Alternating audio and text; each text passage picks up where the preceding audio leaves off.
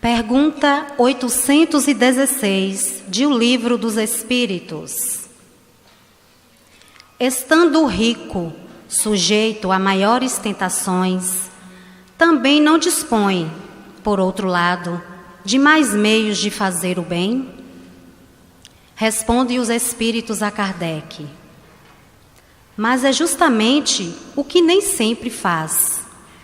Torna-se egoísta, orgulhoso e insaciável. Com a riqueza, suas necessidades aumentam e ele nunca julga possuir o bastante para si unicamente.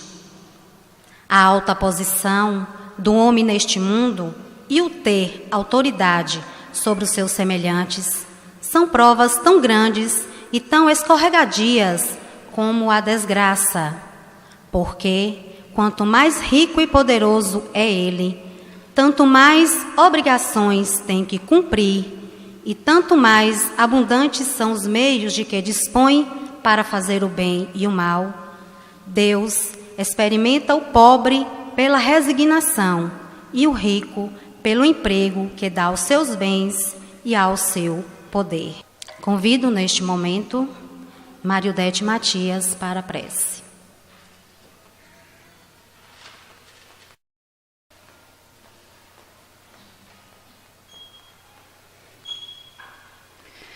Vamos pedir ao Mestre Jesus que, na sua infinita bondade, encha os nossos corações de paz, que a tua grandeza nos guie nessa noite, abençoando o nosso palestrante com muito amor e luz, que suas palavras preferidas possam ser bálsamos em nossas almas.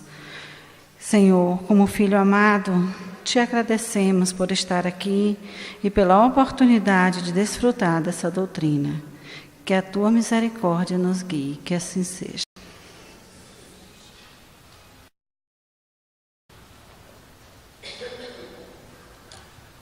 E agora, para uma apresentação musical, convido Duda e Júlia, com acompanhamento de Christian Cardoso.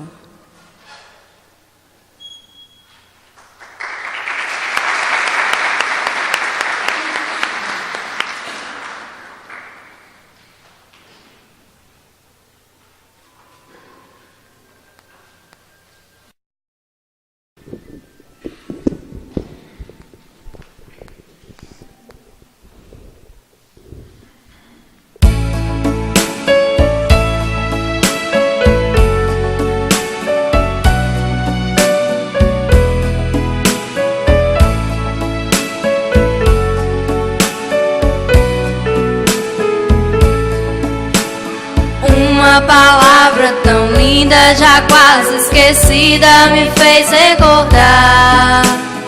Contendo 7 letrinhas e todas juntinhas se lê cativar. Cativar é amar, é também carregar um pouquinho da dor que alguém tem que levar. Cativou, disse alguém, laços fortes criou. Responsável tu és pelo que cativou. Num deserto tão só, entre homens de bem, vou tentar cativar, viver perto de alguém. Vou tentar cativar, viver perto de alguém.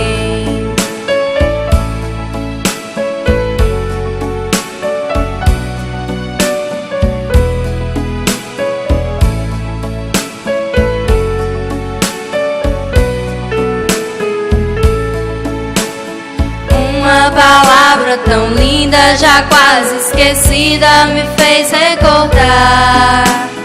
Contendo 7 letrinhas e todas juntinhas se lê cativar.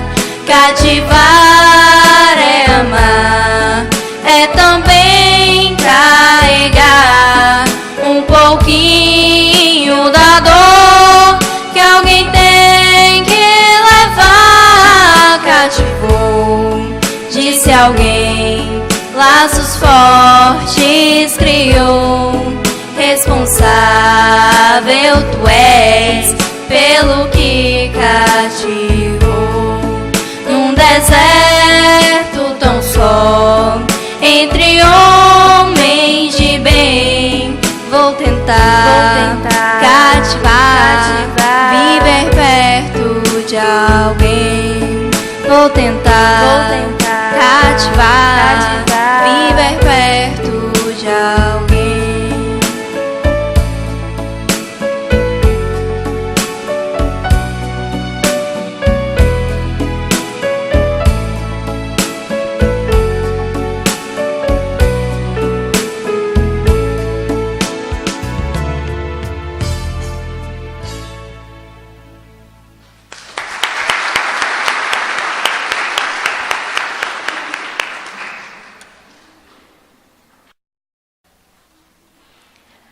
Profissionalmente é militar, graduando em Direito, coordenador do estudo sistematizado da doutrina espírita no Centro Espírita Francisco de Assis e trabalhador da União Espírita de Vitória da Conquista, convidamos Carlos Henrique Brito com o tema Prova da Riqueza e da Miséria.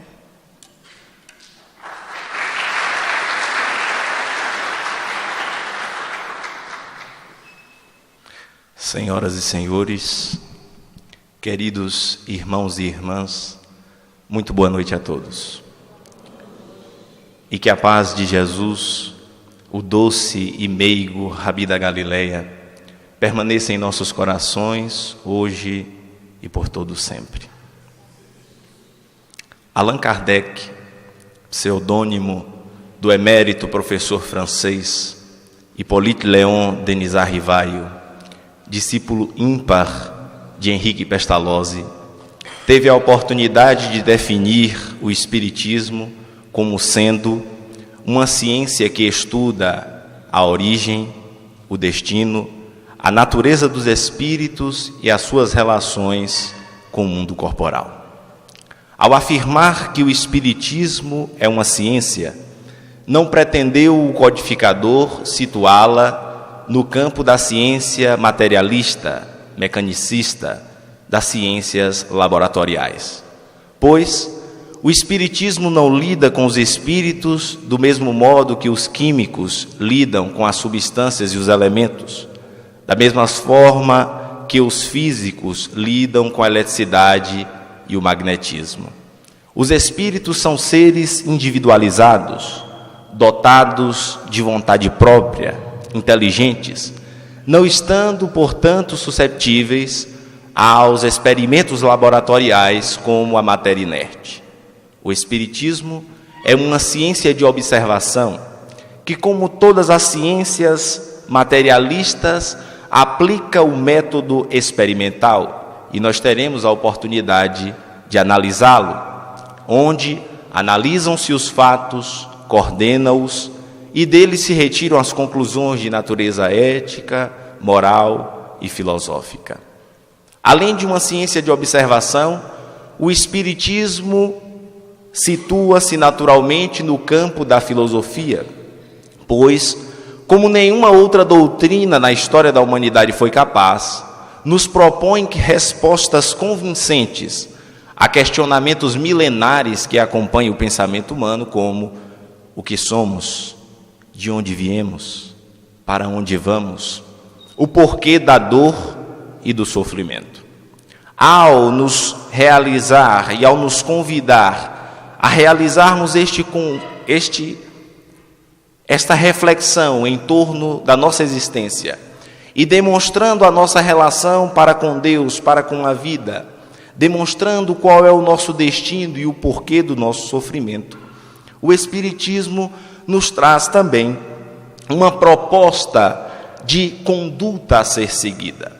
Ao nos revelar de onde viemos e ao nos revelar o nosso futuro, ao nos revelar a nossa natureza, nos traz uma proposta de caminho a ser percorrido para alcançarmos o objetivo de nossas existências, que é alcançar a perfeição. Portanto, além de uma ciência de observação, de uma filosofia do comportamento, é uma doutrina ético-moral de consequências religiosas. Nós chamamos a atenção no início desta palestra, cujo tema é Provas da Riqueza e da Miséria. Iniciamos abordando o Espiritismo no seu tríplice aspecto de ciência, filosofia e religião, pois, para bem compreendermos qualquer temática que seja abordada no Espiritismo, nós precisamos estar atentos à grandeza desta doutrina. O Espiritismo não é apenas uma religião a mais que se estabelece no mundo para disputar fiéis, nem tampouco mais um ramo científico da ciência fria que surge para abrilhantar ainda mais o intelecto humano, e muito menos um ramo filosófico para que nos percamos nas elucubrações em torno da vida. O Espiritismo só será completo e bem compreendido se nós o compreendermos no seu tríplice aspecto. Ele só alcançará o seu objetivo se nós, na condição de estudiosos, de conhecedores, daqueles que buscam conhecer esta doutrina, soubermos compreender em todos os seus aspectos. É muito natural que nós sejamos atraídos à doutrina espírita por um ou dois dos seus aspectos, de acordo com as nossas experiências, de acordo com as nossas preferências. Nós seremos atraídos pelo aspecto religioso, outros pelo seu aspecto científico, outros pelo seu aspecto filosófico, mas nenhum de nós poderemos ter a pretensão de restringir a doutrina espírita a apenas um ou dois dos seus aspectos, pois ela só será completa se a compreendermos no seu tríplice aspecto. Os Espíritos são claros ao nos dizer que o homem, para evoluir e para crescer, precisa desenvolver duas bases necessárias da sua constituição. A primeira delas, o conhecimento. Uma delas, o conhecimento. E um outro aspecto que precisamos desenvolver, a moral. E nós compreendemos que o Espiritismo, no seu tríplice aspecto de ciência, filosofia e religião, contempla estas duas necessidades básicas para o desenvolvimento do espírito. A ciência e a filosofia, que atendem à necessidade básica do conhecimento, e a religião, que sublima e que nos impulsiona a moral. Allan Kardec nos esclarece acerca do aspecto religioso do Espiritismo, e que num evento como esse, que nós sabemos que o público muitas vezes se faz de pessoas que estão tendo um contato primeiro com o Espiritismo, vale ressaltar. O Espiritismo não é uma religião aos moldes tradicionais.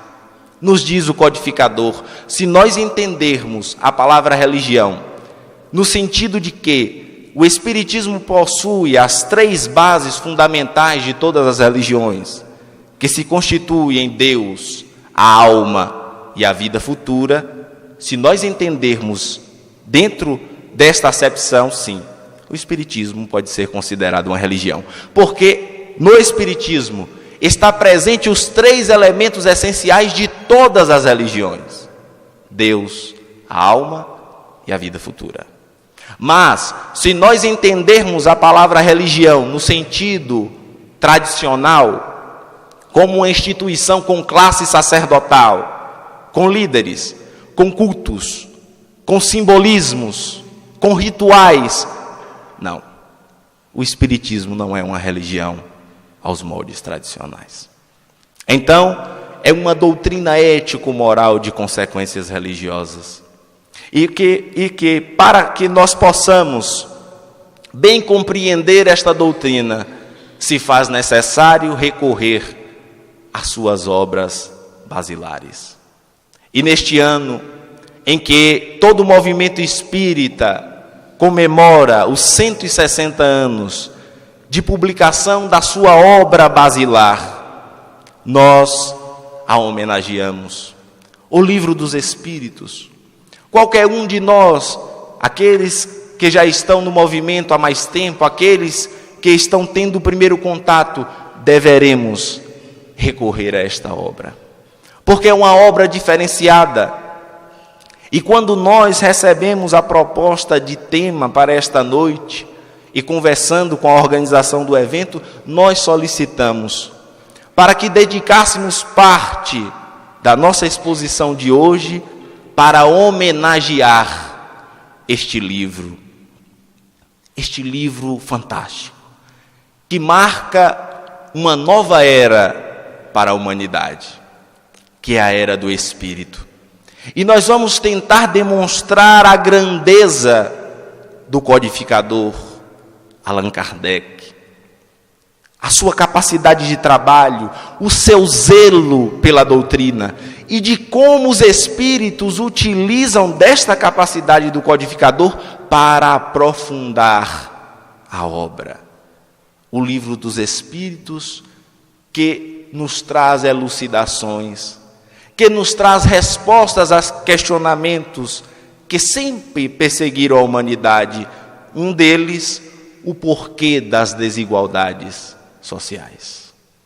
Porque uns nascem em tanta abundância e são tão ricos materialmente, e outros nascem em extrema pobreza. Porque uns sofrem mais do que os outros? Será Deus um ser arbitrário? Ou seremos um joguete do acaso? São estas respostas que a doutrina espírita nos traz e que tem o seu marco inicial com a publicação de O Livro dos Espíritos.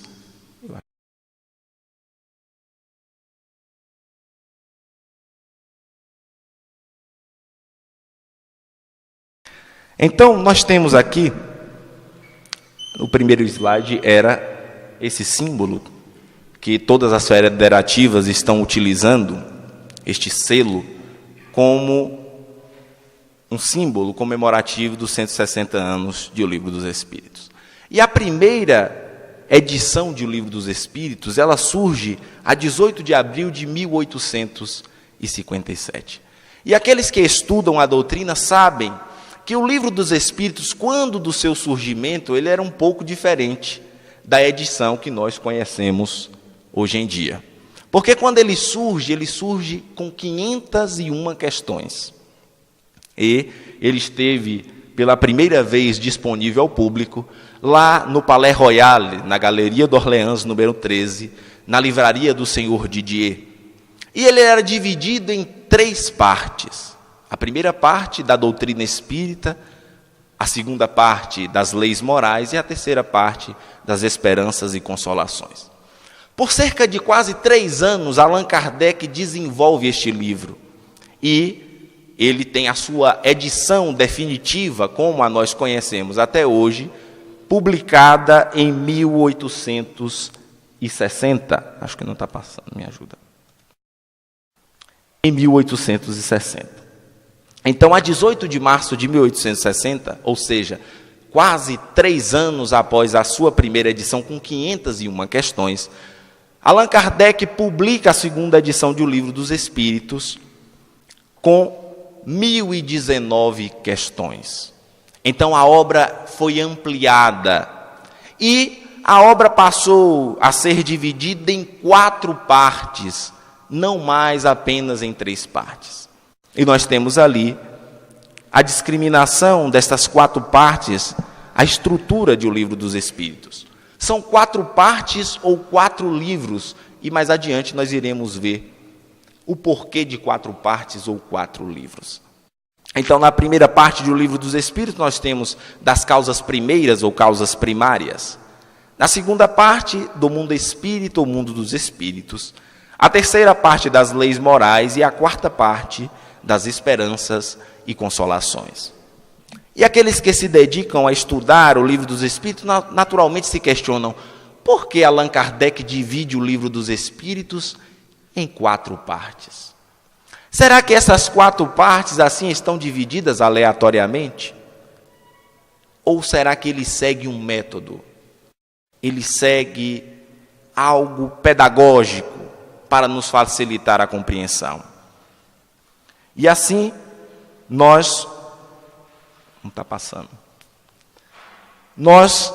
analisamos na obra A Gênese, no seu capítulo 1, item 14, que o codificador vai nos falar acerca do método que ele utiliza para materializar o ensino dos Espíritos. Por que nós denominamos Allan Kardec de codificador do Espiritismo e não fundador do Espiritismo? É necessário esclarecer. Porque codificador significa aquele que organiza, que materializa o ensino dos Espíritos. Por isso nós temos a doutrina dos Espíritos, doutrina espírita, e não kardecismo, como algumas pessoas erroneamente querem designar a doutrina espírita. Porque se referir ao espiritismo como kardecismo, seria pressupor que Allan Kardec tinha uma ideia preconcebida e trabalhou para constatar estas ideias. E não foi isso que aconteceu. Pelo contrário, ele era um homem de ciência, pedagogo, homem muito conceituado na sociedade parisiense de então, na sociedade francesa como um todo. E quando toma contato em relação aos efeitos que estavam acontecendo, os denominados fenômenos das mesas girantes, ele inclusive não dá certa importância, não dá muita importância.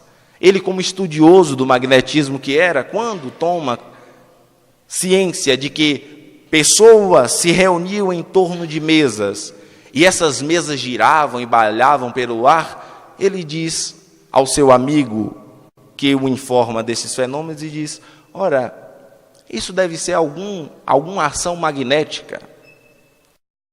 A reunião de pessoas em torno de uma mesa pode fazer com que ela gere movimentos.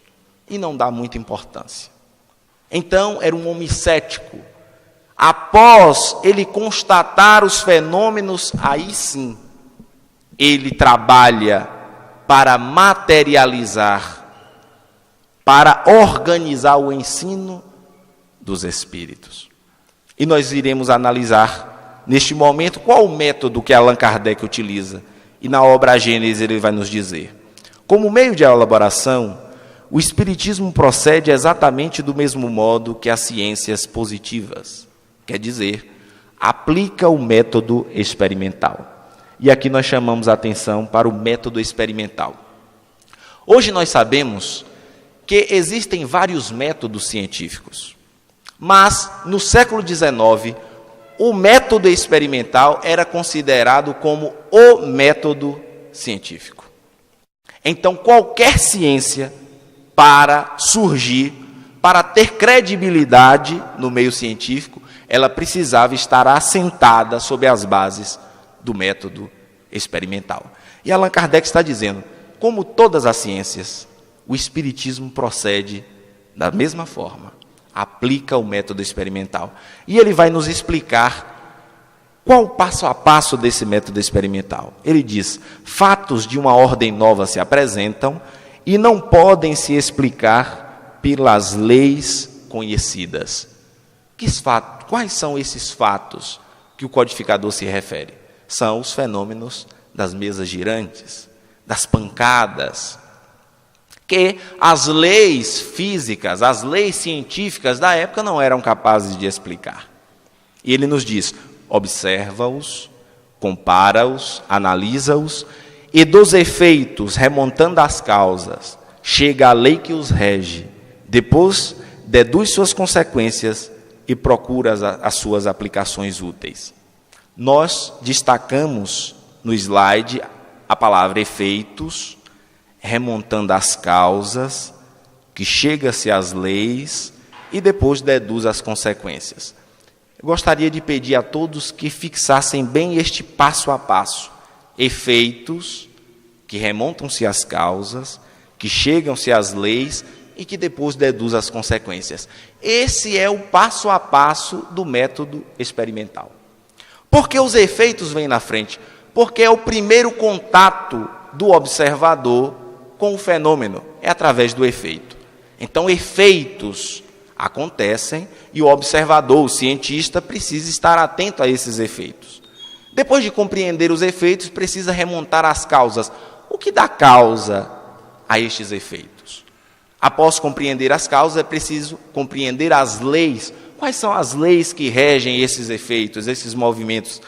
E, gente, eu chamo a atenção, isso se aplica a todas as ciências, inclusive a física. Quando estuda a mecânica e os movimentos, analisa os efeitos, remonta-se às causas, busca-se compreender as leis e, por fim, deduzir as consequências da aplicação ou não dessas leis. Então, aquela pergunta que nós fizemos, por que Allan Kardec divide o Livro dos Espíritos em 4 partes? E todos nós saberemos responder se alguém nos questionar. Porque ele aplica o método experimental. E cada uma de suas partes é um passo do método experimental. Pode passar o slide. Então nós temos, na primeira parte, das causas primeiras e causas primárias, a causa do efeito. E nós, mais à frente, iremos analisar por que a causa vem primeiro e não o efeito. E, nesta primeira parte, nós temos a escolha do objeto de estudo do Espiritismo. Nós sabemos que toda ciência, ela define muito bem o seu objeto de estudo. Nenhuma ciência estuda tudo aleatoriamente. Precisa definir o seu objeto de estudo. E aí muitos concluirão, então o objeto de estudo do Espiritismo seria Deus, porque nesta primeira parte nós temos a análise de Deus, da criação, e nós dizemos, não é Deus. Porque os Espíritos são claros ao nos dizer que nós ainda somos muito limitados para compreendermos Deus em toda a sua abrangência. Que falta-nos um sentido, que será muito mais vantajoso para nós investigarmos quem nós somos, a nossa natureza. Portanto, é nessa primeira parte que se define o objeto de estudo do Espiritismo, que é o Espírito. Então, o objeto de estudo do Espiritismo é o Espírito. A segunda parte do mundo espírita e mundo dos espíritos, nós temos a análise do efeito, propriamente dito, dos fenômenos e a análise do objeto de estudo, propriamente dito. O objeto de estudo do Espiritismo, o Espírito. E a segunda parte se dedica a estudar todas as possibilidades de experiência do Espírito. Então nós vamos perceber que essa segunda parte é bem maior do que a primeira, porque ela analisa as vivências do Espírito no mundo espiritual, as experiências do Espírito estando encarnado no mundo físico, o Espírito estando no mundo espiritual e interferindo no mundo físico, o Espírito no mundo físico, estando encarnado e interferindo no mundo espiritual, a passagem do Espírito do mundo espiritual para o mundo físico e, por fim, o retorno do Espírito do mundo físico para o mundo espiritual. Nós temos aí um estudo completo das possibilidades de experiência do Espírito. E para finalizar essa segunda parte, Allan Kardec ainda conclui com o capítulo intitulado dos 3 reinos, que analisa o périplo do Espírito com letra minúscula, porque Allan Kardec até nisso é fantástico. Ele escreve Espírito com letra maiúscula para se referir ao Espírito que se individualiza, Espírito que somos, dotado de razão, de inteligência e de vontade própria. E escreve Espírito com letra minúscula para se referir ao princípio inteligente que se elabora nos reinos da natureza. Do átomo ao arcanjo, que começou por ser átomo, conforme o ensinamento dos Espíritos. Então, neste capítulo dos 3 reinos, ele faz uma análise da peregrinação do princípio inteligente que passa pelo reino mineral, pelo reino vegetal, pelo reino animal, chegando ao hominal, buscando a angelitude. Então, nessa segunda parte, nós temos um estudo completo do Espírito. A terceira parte das leis morais. Nós vimos que a aplicação do método experimental é analisar os efeitos, remontar as causas e o terceiro passo, buscar compreender as leis que regem os fenômenos. E é por isso que a terceira parte do Livro dos Espíritos é das leis morais. As leis que regem as experiências do Espírito. E por fim, a quarta parte das esperanças e consolações, conforme a aplicação do método experimental, após analisar os efeitos, remontar as causas e compreender as leis, é buscar compreender as consequências da aplicação ou não dessas leis. E é por isso que nós temos 2 capítulos nesta quarta parte, das penas e gozos terrestres e das penas e gozos futuros. As penas, a consequência da não aplicação das leis morais. E os gozos, a consequência da aplicação dessas leis. A felicidade e a infelicidade. Por isso, meus amigos, nós vemos a capacidade do codificador de aplicar o mais rigoroso método científico para materializar, para organizar o ensino dos espíritos. Os espíritos, utilizando-se dessa divisão de Kardec, vai aprofundar cada uma destas partes nas demais 4 obras da codificação. E vale a pena analisar esta estrutura da codificação espírita, porque facilita-nos o estudo. Muitas vezes nós queremos estudar o Livro dos Espíritos e a codificação kardeciana, passando questão por questão, mas sem nos darmos conta, muitas vezes, que cada parte de um Livro dos Espíritos é aprofundada em uma das demais obras da codificação. Por isso que nós temos o Livro dos Espíritos como livro basilar e 4 outras obras, desenvolvendo as 4 partes de O Livro dos Espíritos. Então, a primeira parte das causas primárias, que vai da questão de número 1 até a questão 75, nós temos o aprofundamento, o desenvolvimento de todos os temas que são tratados nestas 75 questões na obra A Gênese, que é publicada em 1868. Foi a última obra a ser publicada da codificação. E muitos poderão se perguntar, mas por que os espíritos só desenvolvem a primeira parte de O Livro dos Espíritos na última obra a ser publicada? E nós não podemos afirmar categoricamente, mas podemos inferir que, devido à explicação dos espíritos, que investigar as causas primeiras, investigar a natureza de Deus, é algo ainda muito distante para nós, talvez por isso eles tenham deixado como última obra a ser publicada. Isso não diminui a importância da Gênese, mas pode ser um fator que levou aos espíritos a desenvolver a primeira parte do Livro dos Espíritos somente na última obra a ser publicada. E nós, que analisamos a biografia de Kardec, sabemos que ele enfrentou muitas dificuldades orgânicas para concluir a obra da codificação. Então, nós temos o desenvolvimento da primeira parte na obra A Gênese.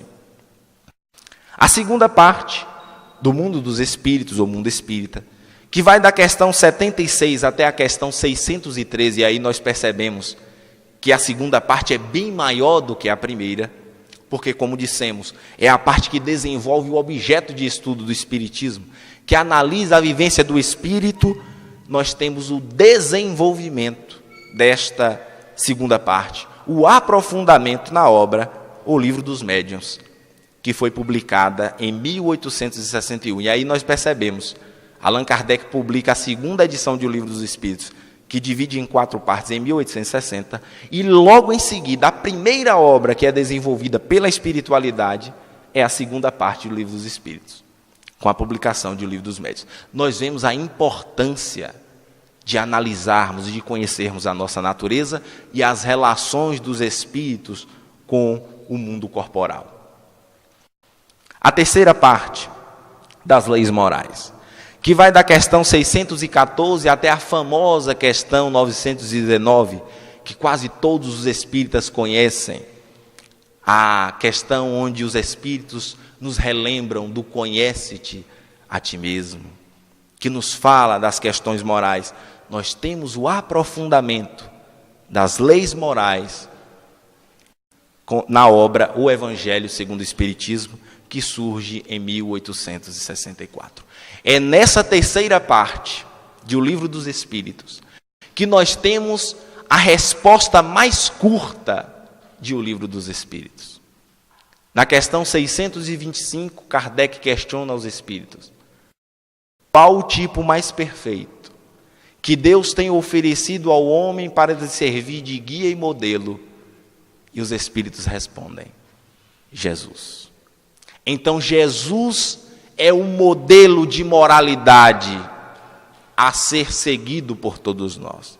Então não é por acaso que, desenvolvendo a terceira parte do Livro dos Espíritos, das leis morais, nós temos o Evangelho segundo o Espiritismo, que é baseado nos ensinamentos do Cristo. E por fim, a quarta parte das esperanças e consolações, que vai da questão 920 até a última questão, 1019, nós temos o aprofundamento desta parte na obra O Céu e o Inferno, ou A Justiça Divina segundo o Espiritismo, que foi publicada em 1865. Nós percebemos assim, meus amigos e minhas amigas, uma sólida estrutura doutrinária. O Livro dos Espíritos, que é um livro diamantino, que traz luz para nos esclarecer diversos pontos. Allan Kardec não para por aí com a sua capacidade de trabalho, e ele vai estruturar o Livro dos Espíritos e distribuir princípios espíritas de forma também pedagógica, de modo que a compreensão de um princípio vai nos dando a oportunidade de compreendermos todos os demais. O primeiro dele, e que está ali em destaque, Deus. Não é por acaso que, quando abrimos o Livro dos Espíritos, nós temos como primeira pergunta: o que é Deus? Porque a compreensão de Deus nos dará a possibilidade de compreendermos todos os demais princípios. Sem alimentarmos uma ideia sensata de Deus, muito dificilmente nós conseguiremos compreender, por exemplo, a proposta do tema da noite: as provas da riqueza e da miséria. Pois se continuarmos alimentando a ideia do Deus teológico, de Jeová, o Deus dos exércitos, como até hoje nós escutamos a expressão, um Deus vingativo, colérico, um Deus que castiga, um Deus que, diante dos equívocos de uma existência, ou diante das ações dos seus filhos, determinará pela eternidade a uns que gozem de um céu de ociosidade e contemplação, ou de um inferno de padecimentos inimagináveis. Se nós alimentarmos tal ideia de Deus, muito dificilmente nós conseguiremos entender como pode ser um ser supremo do universo, que a uns dá uma sorte e a outros outra completamente diferente. Por que as crianças sofrem? Será Deus, este ser arbitrário, que olha para uns e determina que nasça em determinada região, em determinada família, que se desenvolva profissionalmente, intelectualmente, e outros que experimentem a dor desde o berço? O Espiritismo nos propõe a visão do Deus cósmico, não mais do Deus teológico, que a razão refuta, mas o Deus cósmico, conforme o esclarecimento dos Espíritos. Deus é a inteligência suprema, a causa primeira de todas as coisas. Percebamos a pergunta de Kardec, que já é revolucionária, porque até o século XIX a humanidade havia questionado quem é Deus. E era uma pergunta que já havia uma resposta embutida, porque o verbete quem pressupõe o homem que. Nós alimentávamos a ideia do Deus homem, uma ideia antropomórfica de Deus, do velho de barba branca. O Espiritismo, quebrando com este paradigma, nos traz a proposta de um Deus cósmico, de um Deus imaterial, imutável, soberanamente justo e bom. E nós chamamos a atenção para este atributo de Deus, soberanamente justo e bom. Porque muitas vezes, quando nós vamos dialogar com os nossos irmãos de outras denominações religiosas, e através de perguntas nós vamos incentivando a pessoa a raciocinar, nós questionamos assim, mas como pode Deus ser este ser supremo, este Pai amoroso que tanto nos fala Jesus em seu Evangelho, quando Ele recomenda a lei do perdão, mas não aplica a si mesmo? Quando diante de um erro do seu filho, Ele determina a eternidade de sofrimentos, não seria Deus bom? E aí muitas pessoas nos dizem, mas Deus é justo. Como se a justiça anulasse a bondade.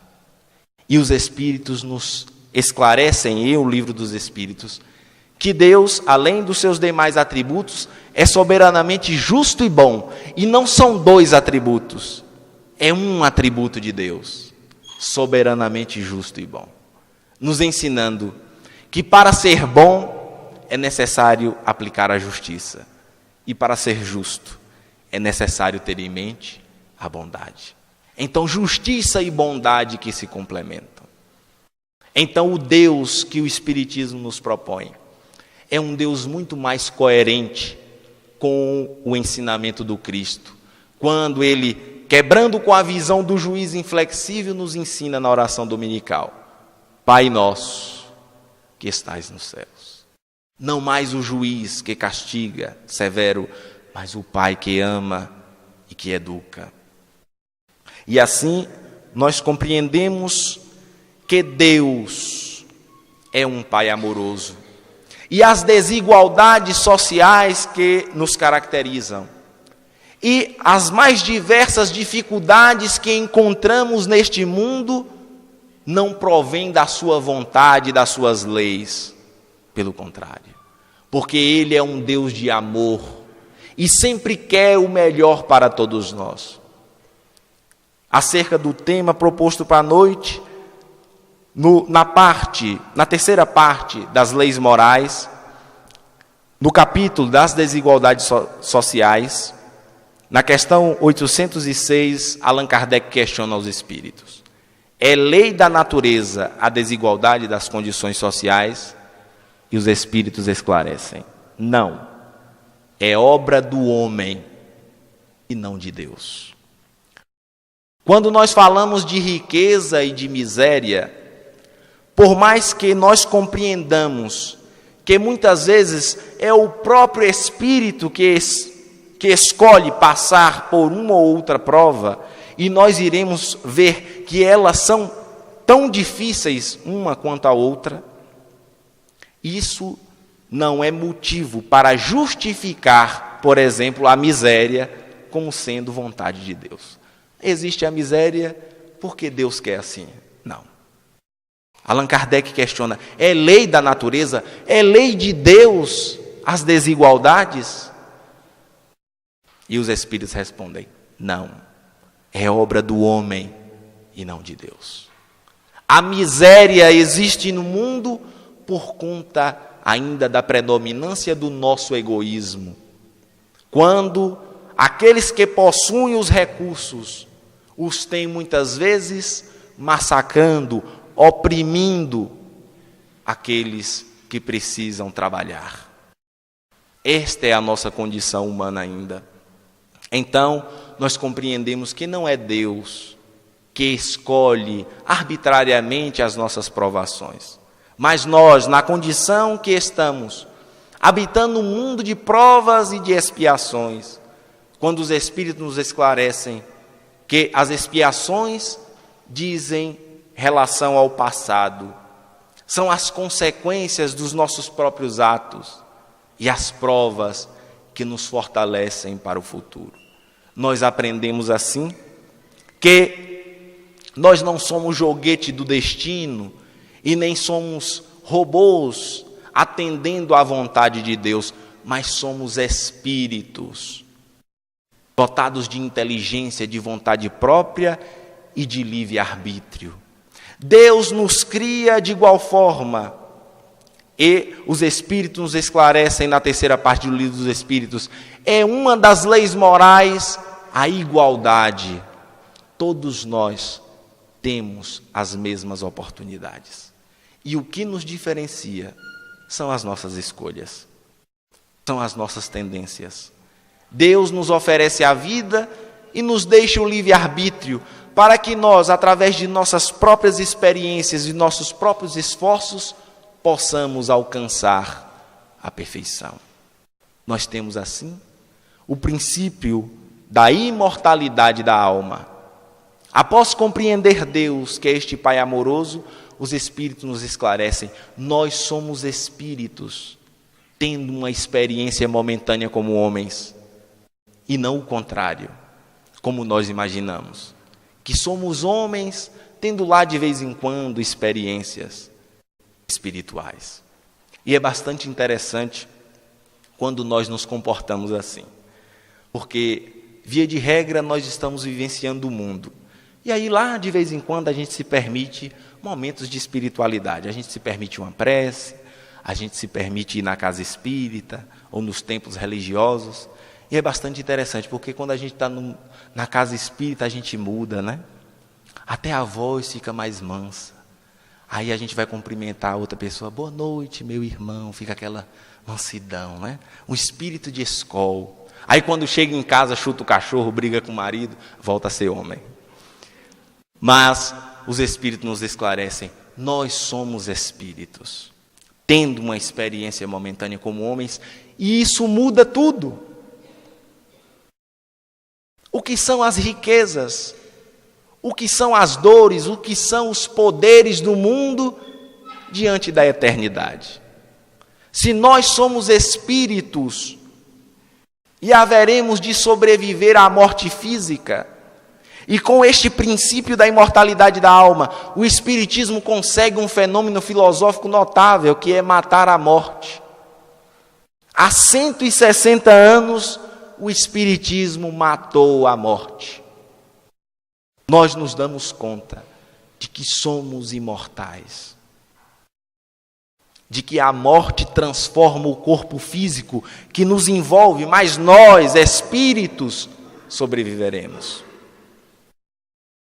Muitas pessoas dizem assim: mas o meu espírito. Nós não temos espírito. Aí muita gente vai falar assim: esse menino está ficando doido, porque tem espírito ou não tem espírito? Que história é essa? Nós somos espíritos. Nós temos corpos. Então é eu espírito e meu corpo. Isto muda completamente. Porque não importa a quantidade de bens que nós temos.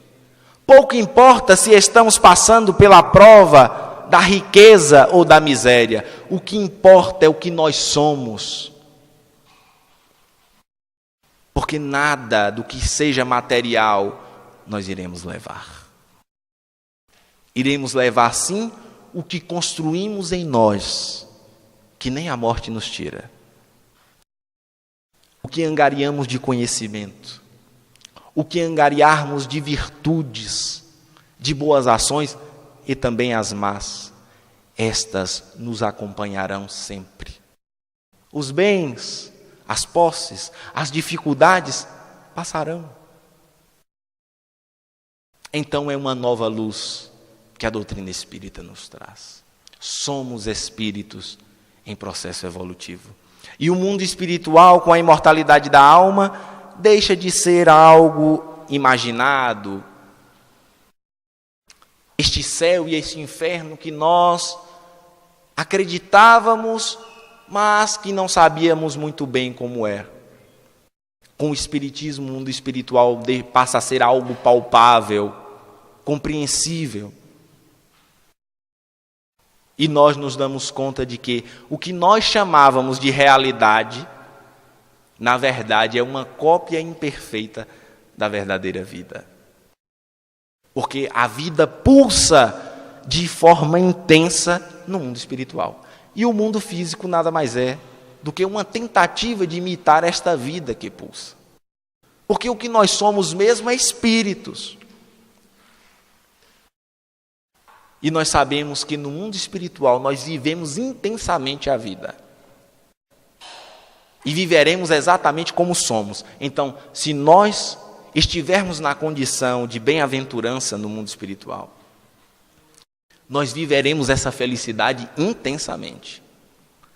Mas se nós estivermos numa condição ainda infeliz, numa condição de sofrimento, nós também vivenciaremos este sofrimento intensamente. Muitas vezes aqui no mundo físico, nós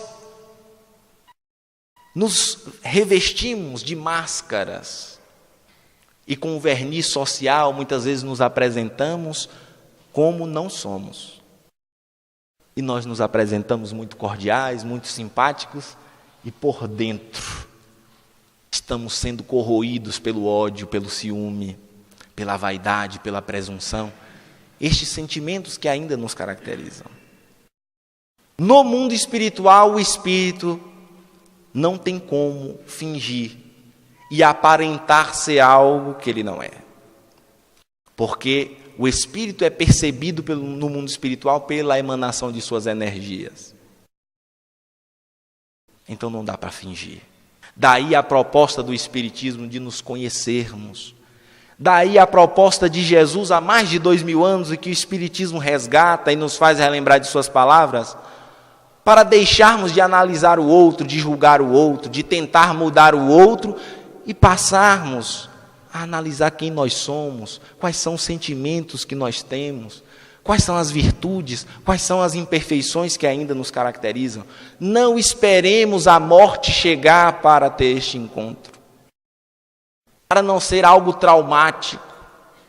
Comecemos agora a analisar os nossos hábitos. E nós vamos perceber no próximo slide duas características humanas.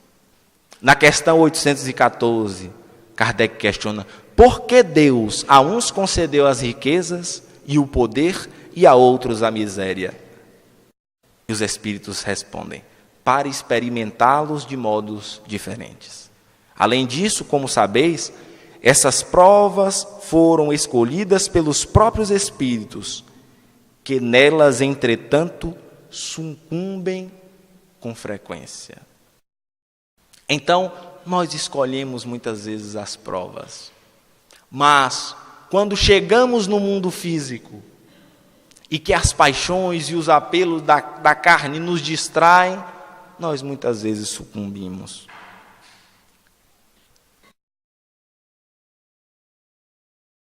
Um outro princípio que a doutrina espírita nos traz é o da pluralidade das existências. Pode passar o próximo. E aí nós vamos ver o porquê que nós muitas vezes sucumbimos. Na 815, Kardec questiona: qual das provas é a mais terrível para o homem?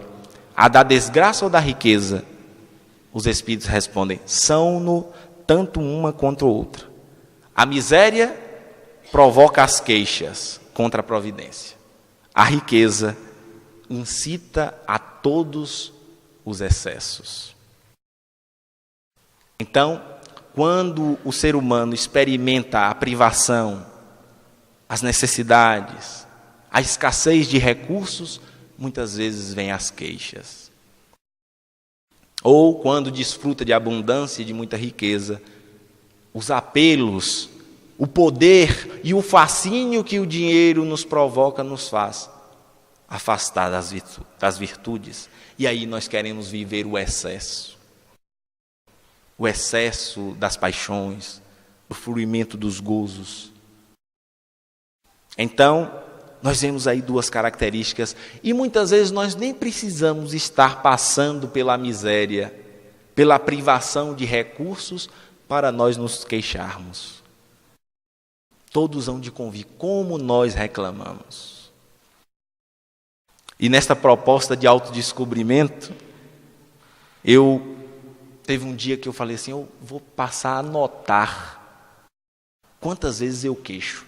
Toda vez que eu reclamar de alguma coisa, eu vou anotar. Eu fiz essa proposta às 7 horas da manhã. Quando foi 8 horas, eu falei, não vou anotar mais não, porque senão o salário vai todo para comprar caderno, porque é tanta queixa. E, gente, muitas vezes nós temos essas imperfeições e nem nos damos conta. Quantas vezes no trabalho, em casa, a gente está queixando, reclamando. Se faz sol, a gente reclama. Ave Maria, que sol quente. Se chove, Ave Maria, que chuva. Como é que eu vou para o trabalho assim? E estamos sempre reclamando. São imperfeições. E que a doutrina espírita nos faz esse convite. Para analisarmos, para nos darmos conta. Uma companheira no Francisco de Assis compartilhou conosco uma tendência que ela não se dava conta que tinha e que percebeu ser muito presente. Ela disse, gente, eu me dei conta do quanto eu minto. E eu fiquei assustada comigo mesmo. Quando alguém tem um aniversário e alguém me convida, vem no meu aniversário. Ela, não vou não. A pessoa diz, por quê? Não, porque eu tenho um compromisso. Mentira. Porque não quer ir. E ela foi percebendo quanto, diariamente, ela ia soltando essas mentiras e se torna um hábito. E que muitas vezes nós não percebemos. Então, a proposta da doutrina espírita, darmos-nos conta de que somos espíritos e que estamos em processo evolutivo. O princípio da reencarnação ou da pluralidade das existências nos elucida de que Deus é este Pai amoroso e nos dá quantas oportunidades forem necessárias para o nosso crescimento. Que muitas vezes, quando nesta marcha do progresso, ora no mundo físico, ora no mundo espiritual, quando nós estamos no mundo espiritual, tendo a consciência de espírito que somos, visualizamos as reais necessidades. Visualizamos onde nós precisamos nos melhorar. E é aí muitas vezes que nós solicitamos a miséria, ou nós solicitamos a aprovação da riqueza para superarmos. Escolhemos o marido, a esposa, e o Espiritismo nos esclarece, nada nos acontece por acaso. Não existem vítimas em nenhuma circunstância. Porque nós somos hoje o que fizemos de nós ontem e seremos amanhã o que fizermos de nós hoje. Nós somos os responsáveis pela nossa existência. Então não nos cabe queixarmos-nos de nenhuma situação. Não nos cabe também desesperarmos diante dos problemas. Porque tantos problemas nós já superamos e os superaremos quantos vierem. Porque Deus é este Pai amoroso que só dá o frio conforme o cobertor. Só dá a dor conforme a resistência e a capacidade do indivíduo de superar. Então nós precisamos estar confiantes. É um contrassenso ser espírita pessimista. Porque o Espiritismo é uma mensagem de esperança. Não existe caminho sem volta. Não existe problema que não possa ser resolvido. Não existe dor que não possa ser superada. Mas ele morreu. O que é a morte? A morte deixa de ser esta grande temida e, conforme a expressão utilizada pelos Espíritos, passa a ser o anjo da libertação. Os Espíritos, quando nos falam da morte em O Livro dos Espíritos, são muito claros ao nos dizer, é uma libertação. Nós vivemos limitados neste corpo. É como um ser humano que utiliza uma roupa pesada para mergulho. Quando nós mergulhamos na carne, é a mesma analogia. estamos limitando as ações do Espírito. Então, quando alguém se liberta e tem a possibilidade de retornar ao mundo espiritual e vivenciar a vida em toda a sua abundância, por que este apego? Por que tentar manter a pessoa perto de nós? Nós precisamos sim estar convictos de que a vida continua e de que o amor, os laços do amor não são destruídos pela morte. Um outro princípio que nos traz o Espiritismo é o da comunicabilidade dos espíritos, e este é de fundamental importância quando nós falamos das provas das riquezas e da miséria. Porque este princípio nos esclarece acerca de uma faculdade humana que é a mediunidade. E nos elucida de que a mediunidade não é uma faculdade sobrenatural, destinada ao magnífico, ao extraordinário, mas uma faculdade humana. E que os médiuns não são seres privilegiados, dotados de algo extraordinário, que pode se comunicar com os espíritos, não, pelo contrário. E nos ajuda a superarmos um equívoco milenar humano, que é o enriquecimento dos médiuns. Os médiuns, em todas as religiões praticamente, que tinham seus oráculos, os seus gurus, aqueles que conversavam com os espíritos, devido ao status que a humanidade deu aos médiuns, acreditando serem seres privilegiados, dotados de algo extraordinário, os médiuns puderam se locupletarem com muitos bens, com muitos recursos financeiros.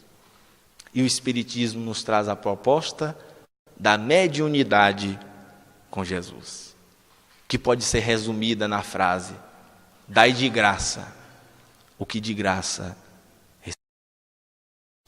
E para que nós não caiamos no mesmo equívoco das outras religiões, de endeusarmos, de idolatrarmos os médiuns, Emmanuel nos ajuda a compreender quem são os médiuns. E ele nos diz na obra Emmanuel, através da psicografia de Francisco Cândido Xavier: os médiuns, em sua generalidade, não são missionários na acepção comum do termo. São almas que fracassaram desastradamente e que contrariaram sobremaneira o curso das leis divinas e que resgatam, sob o peso de severos compromissos e limitadas responsabilidades, o passado obscuro e delituoso. Vejamos que Emmanuel diz: os médiuns em sua generalidade, ou seja, via de regra, não são missionários, como nós muitas vezes queremos colocá-los, idolatrá-los, destacá-los. Ele diz: em sua maioria, são almas que fracassaram desastradamente. Daí a nossa responsabilidade, na condição de médiuns ou de trabalhadores que acompanham os nossos irmãos médiuns, auxiliarmos os nossos irmãos nesse desafio, para superarem as suas imperfeições, as suas limitações e lograrem êxito nesta oportunidade bendita que é a da mediunidade. Muita gente, ao ler isto, certamente pensou naquele companheiro que é médium e já estava pensando em encontrar e falar assim: andou aprontando, hein? Mas essa não é a proposta. Porque os missionários, na acepção comum do termo, conforme as palavras de Emmanuel, são exceções. Então essa é a nossa condição. E por fim, o princípio da pluralidade dos mundos habitados. Vejamos a abrangência do Espiritismo. Eu me recordo de uma amiga evangélica e que ela sentiu curiosidade de conhecer o Espiritismo, e ano passado esteve na Semana Espírita lá de Vitória da Conquista. E ela foi justamente no dia da palestra de Simão Pedro, na qual ele falou das bem-aventuranças. E ela ficou impressionada. Ela disse: Eu não sabia que aqui na doutrina espírita se estudava o evangelho desta forma. E aí ela quis compreender o espiritismo e nós fomos falando de alguns desses princípios. Quando chegamos nesse princípio da pluralidade dos mundos habitados, ela falou, peraí, que exista a reencarnação, o espírito, a possibilidade do espírito se comunicar, eu até aceito. Agora essa história de vida em outros planetas, eu acho que vocês estão viajando demais. E aí ela, como estudiosa da Bíblia, que é, eu disse a ela, você deve se recordar da passagem quando Jesus nos diz, não se turbe o vosso coração. Credes em Deus, crede também em mim.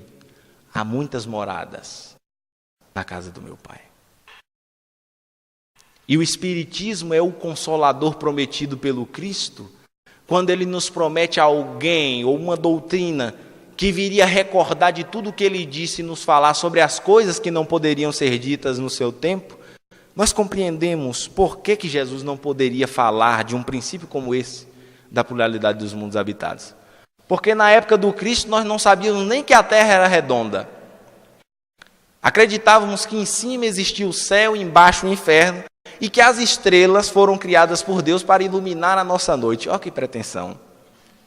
Só depois que Galileu Galilei desenvolve o telescópio e ele constata a teoria copérnica de que a Terra não era nada o centro do universo como nós imaginávamos, e que nós habitamos a periferia da Via Láctea, que é uma das menores galáxias conhecidas. O sistema solar é um ponto. Não, pode voltar. É um pontinho, vamos supor que ali seja a Via Láctea. E lá na periferia nós temos um pontinho, é nosso sistema solar. Então, com esse avanço tecnológico, hoje nós temos a possibilidade do telescópio Hubble, da NASA, que envia até hoje fotos do espaço e demonstra que existem bilhões de planetas semelhantes ao nosso e que, por sua vez, existem bilhões de galáxias. Será muito difícil concluir que Deus tenha construído essa imensidão para colocar vida inteligente somente na Terra. E assim nós compreendemos a grandeza do Espiritismo ao nos propor que o que é mais importante é o que nós somos e não o que temos. Porque diante da grandeza do universo, o que são os poderes, as riquezas do mundo terrestre?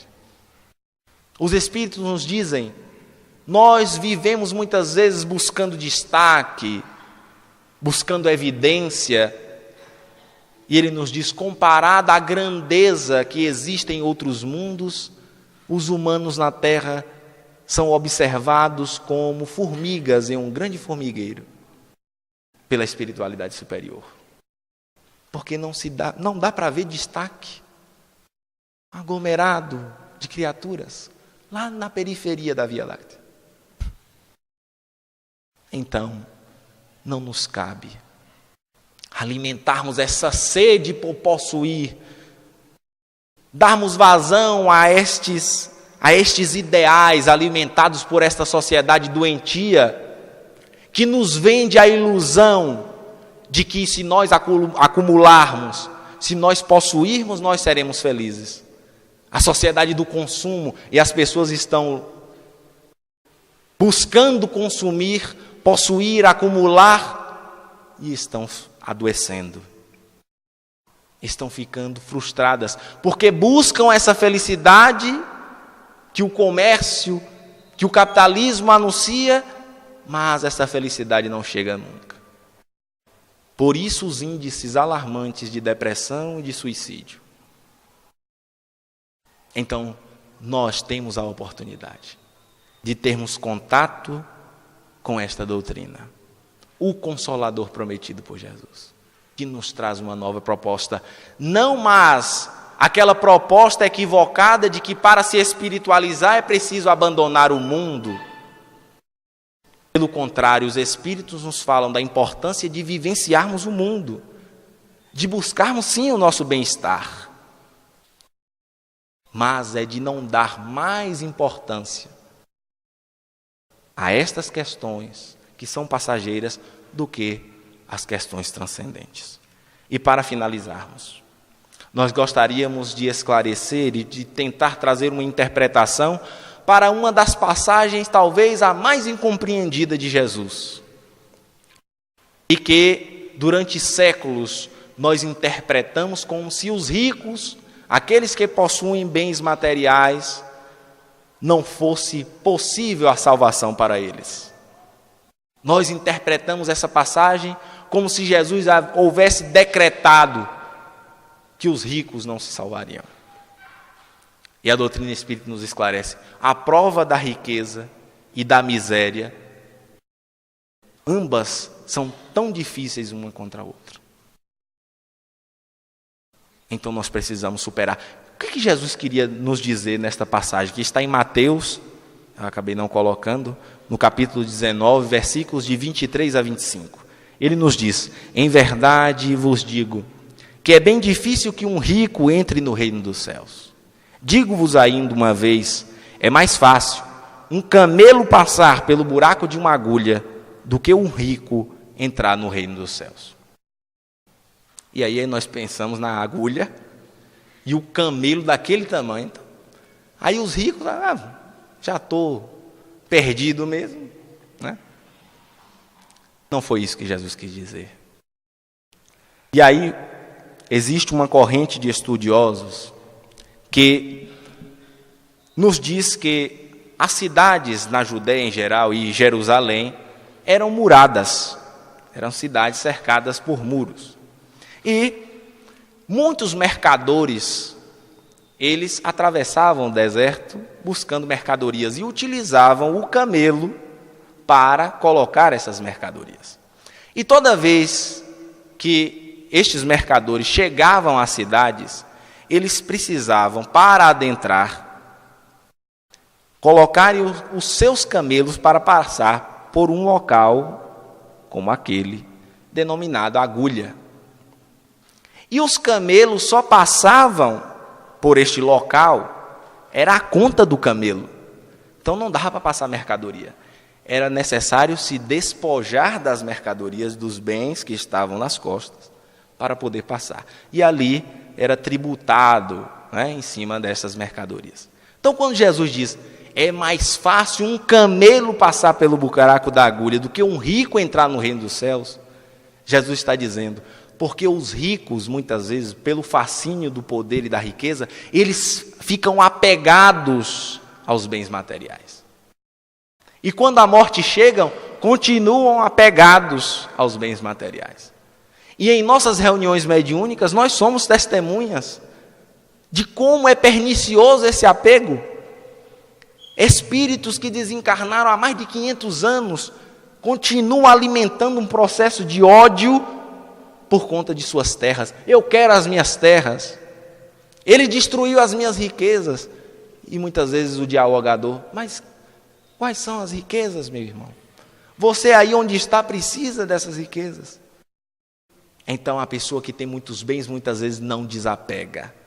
Permanece preso aos bens materiais. Por isso é mais fácil o camelo passar pela porta da agulha, porque o camelo, para passar pela porta da agulha, se desfaz dos bens que carrega nas costas. Então o que Jesus nos recomenda com essa passagem? Vivam o mundo, mas não se apeguem a questões passageiras. Façam como o camelo. Tire as mercadorias, os bens, e quando for necessário passar pela agulha, que é a morte, passar para o outro lado da vida, que nós possamos realizar esta passagem com tranquilidade, deixando o que é material na matéria e buscando um mundo espiritual.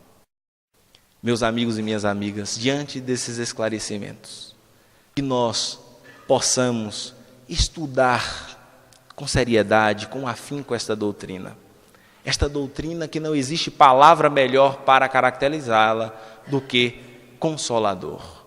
Quanta consolação, quanta esperança o Espiritismo não traz aos nossos corações.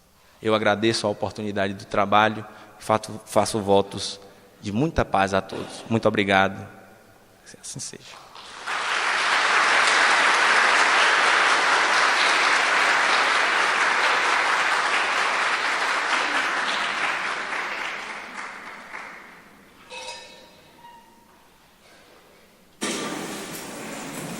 E agora convidamos para a nossa vibração musical Duda, Júlia e o acompanhamento de Christian Cardoso.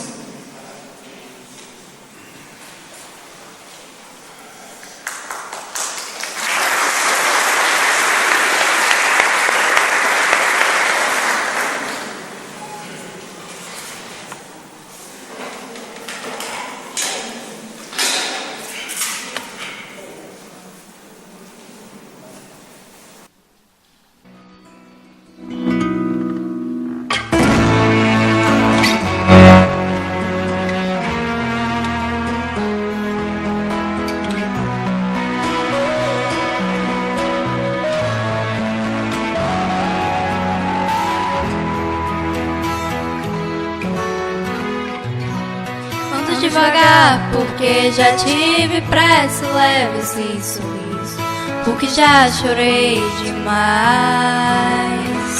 Hoje me sinto mais forte, mais feliz, quem sabe só leva a certeza de que muito pouco eu sei, eu nada sei. Conhecer as manhãs e as manhãs, o sabor das massas e das maçãs. É preciso amor pra poder pulsar, é preciso paz pra poder sorrir, é preciso a chuva para florir. Penso que cumprir a vida seja simplesmente compreender a marcha e tocando em frente. Como um velho boiadeiro levando a boiada, eu vou tocando os dias. Pela longa estrada eu vou, estrada eu sou. Conhecer as manhãs e as manhãs, o sabor das massas e das maçãs. É preciso amor pra poder pulsar, é preciso paz pra poder sorrir, é preciso a chuva para florir. Todo mundo ama um dia, todo mundo chora um dia, a gente chega, no outro vai embora. Cada um de nós compõe a sua história e cada ser em si carrega o dom de ser capaz e ser feliz. Conhecer as manhãs e as manhãs, o sabor das massas e das maçãs. É preciso amor pra poder pulsar, é preciso paz pra poder sorrir, é preciso a chuva para florir. Ando devagar porque já tive pressa, leva esse sorriso, porque já chorei demais. Cada um de nós compõe a sua história e cada ser em si carrega o dom de ser capaz e ser feliz.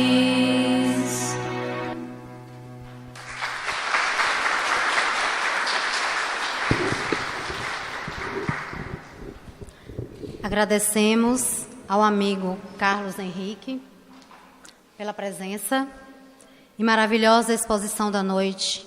Agradecemos também as cantoras Duda e Júlia, a Christian, e também os nossos sinceros agradecimentos a todos pela presença e convidamos para a palestra de amanhã com o expositor Paulo de Tarso.